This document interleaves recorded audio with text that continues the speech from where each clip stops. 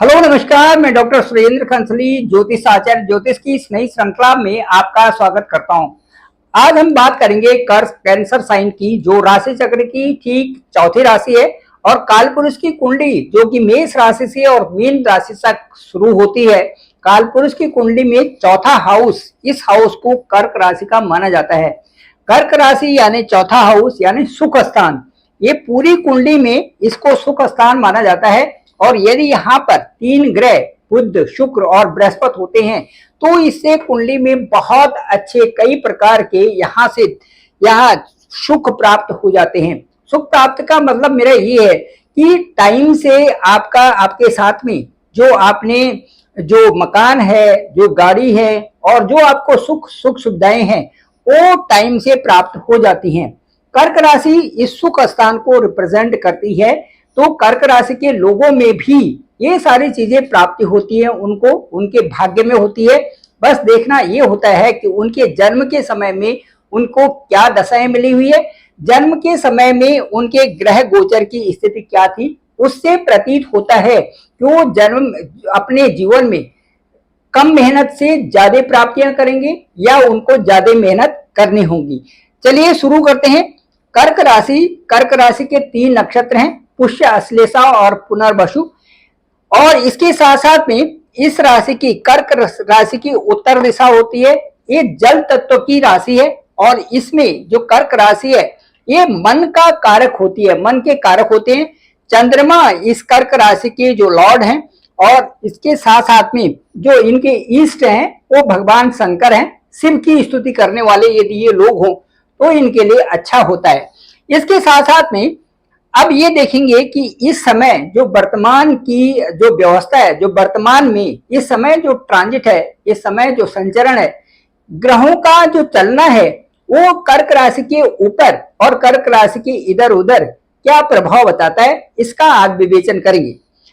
इस समय जहां पर कर्क राशि है, यदि हम कर्क राशि को ही लग्न असेंडेंट मान के चलते हैं और कर्क राशि से यदि प्रेडिक्शन आज की रीडिंग करते हैं तो ठीक कर्क राशि के में इस समय मंगल का गोचर चल रहा है और ठीक सेकेंड हाउस में केतु हैं।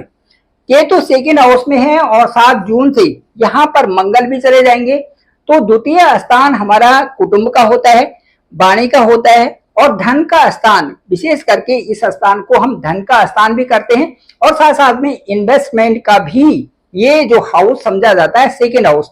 तो second house number 1 investment, number 2 wealth, number 3 credit, number 4 आपका फैमिली और नंबर जो 5 दैट इज वेरी इंपॉर्टेंट कि आपकी स्पीच, आपकी वाणी कैसी है, ये भी इस हाउस से हम जानते हैं।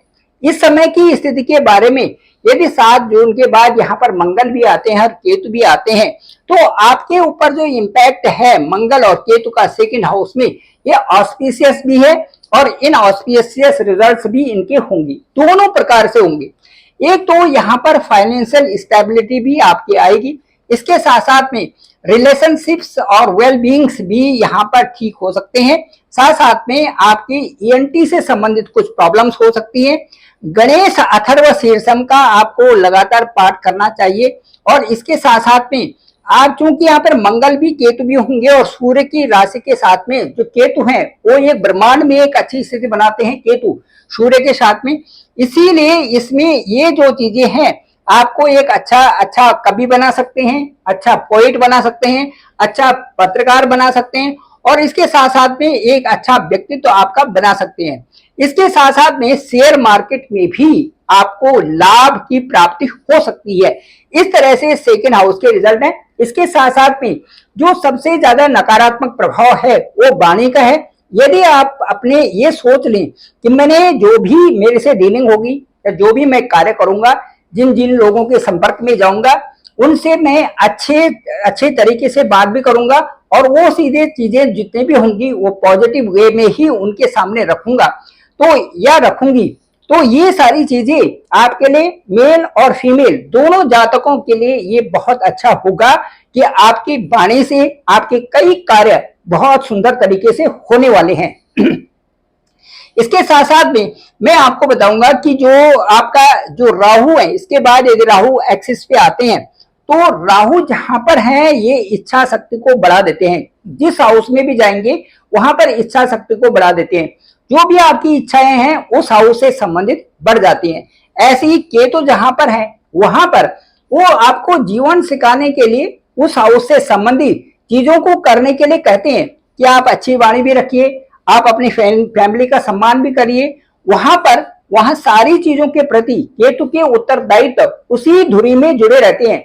यदि व्यक्ति वो कार्य नहीं करता जो उस हाउस से संबंधित है तो और परेशान रहने लगता है। इसलिए केतु के जो संज्ञान है, केतु के जो डायरेक्शंस है, उनको जरूर फॉलो करना चाहिए।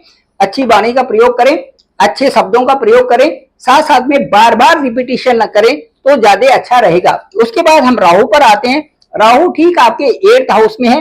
राहु 8th हाउस में होने का मतलब यह है कि यहां से ये जो 8th हाउस होता है ये आपका आयु का है, यहां से हम लॉन्गिविटी देखते हैं।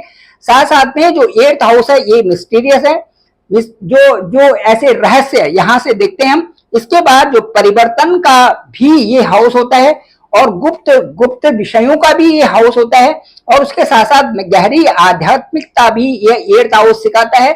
ज्यादा करके यहाँ पर कई बार ऐसे होता है कि ये थिंकिंग में जैसे एक डिप्रेशन में या ये लॉन्ग थिंकिंग होना, उस तरह से भी राहु यहाँ पर आ जाता है। अचानक इससे यहाँ से लाभ, सडन जो गेन्स एंड सडन लॉसेस भी 8th हाउस से होते हैं।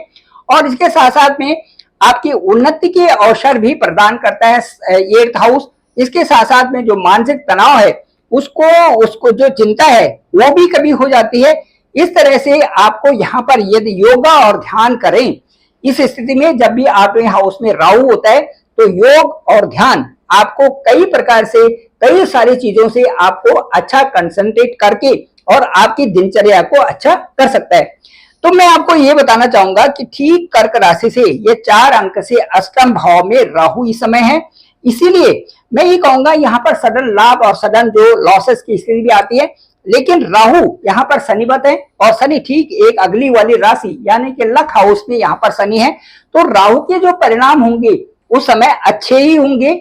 आप ज्यादा से ज्यादा फैमिली मेंबर्स जहां पर आपको अच्छा नहीं लगता उनसे थोड़ी दूरी बनाए रखें, लेकिन अपने शब्दों का अच्छा उपयोग करें, अच्छा शब्द अच्छे बोलें ताकि उनका प्रभाव गलत तरह से समाज में भी न जाए और परिवार में भी न जाए। इसके बाद मैं आपको ये कहूंगा जो शनि है, शनि आपके ठीक लक हाउस में यानी 9th हाउस में बैठे हुए हैं। शनि इस समय जुपिटर के हाउस में 9th हाउस में है। तो 9th हाउस हमारा लक हाउस होता है, 9th हमारा जो ये धर्म का हाउस भी होता है। इसलिए इस हाउस में आप जितना धैर्यवान बने रहेंगे उससे आपके कार्य अच्छे ही चलेंगे। यहाँ पर आपको कड़ी मेहनत के लिए भी शनि कह रहे हैं और कर्म पर ही यदि जोर देंगे तो आपका भाग्य बहुत अच्छा यहाँ पर उजागर होगा 2.5 साल के लिए।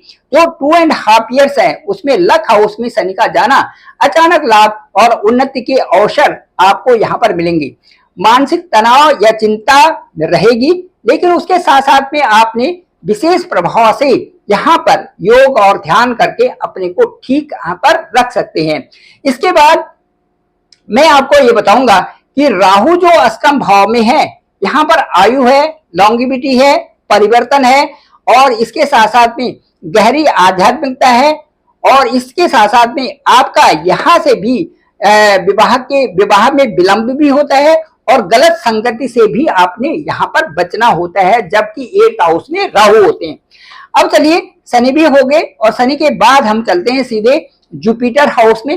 जुपिटर हाउस आपकी जो इस समय लग्न है जहां पर एसेंडेंट है उसके ठीक कर्क राशि से ठीक 12th हाउस में या 12th हाउस में जुपिटर इस समय गोचर कर गए हैं ठीक 14 मई 2025 के बाद। यहाँ जो 12th हाउस है वहां पर जुपिटर का होना मतलब एक आध्यात्मिकता का क्षेत्र है, एक विदेश यात्रा का क्षेत्र है। दूसरा यहाँ पर खर्चों को नियंत्रण करने के लिए यहाँ पर जुपिटर चले गए हैं। इसका मतलब है जो भी आप खर्चा कर रहे हैं उसमें आप अब नियंत्रण से खर्चा कर रहे हैं, बहुत ज्यादा नहीं कर रहे हैं, बहुत नियंत्रित हो चुके हैं 14 मई के बाद। इसके साथ साथ में जो आपका विकास है, जो मानसिक विकास है और जो आंतरिक विकास है उसकी तरफ आप लगे हुए हैं, इंट्यूशन आपको है। उसके साथ साथ में आप यहाँ पर दानी भी हो गए हैं, दान करने लग गए हैं, परोपकार की भावना भी आपके अंदर आ गई है। इसके साथ साथ में ये क्षेत्र में जब भी जुपिटर जाते हैं आपको क्रिएटिविटी आपके अंदर आ जाती है, कला आ जाती है, लेखन आ जाता है। इसके साथ साथ चिकित्सा के क्षेत्र में भी आपको लाभ हो सकता है, लेखन के क्षेत्र में भी आपको लाभ हो सकता है और माँ बाप से भी आपको धन की प्राप्ति हो सकती है। साथ साथ में आपके लिए जुपिटर क्योंकि आपके 12th हाउस में है इसलिए शादी का प्रस्ताव भी यहाँ से आ सकता है। अब इसके बाद मैं आपसे एक कहूंगा कि जो जुपिटर के 12th हाउस होने से आपके साथ साथ में आध्यात्मिक जो चिंतन है वो आपका बढ़ सकता है और साथ साथ में इसके साथ साथ में नौकरी में और बिजनेस में भी आपको लाभ होगा।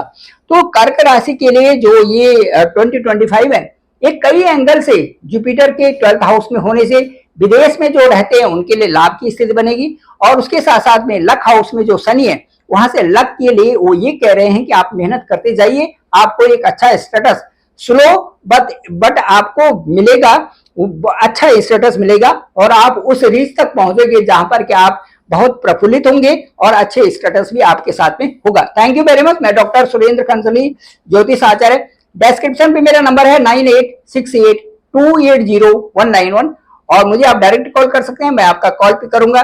साथ साथ में देखेंगे कि आपकी कुंडली क्या बताती है, आपका असेंडेंट, आपका लग्न क्या है, इस समय आपकी दशा और अंतर्दशा क्या है, जो आपके साथ में इस समय शादी के योग, आपके साथ में नौकरी के योग, आपके साथ में फाइनेंशियल ग्रोथ और आपके साथ में विदेश यात्रा, ये कैसे आपके ग्रह बता रहे हैं, इन सब का विवेचन ओवर फोन किया जा सकता है।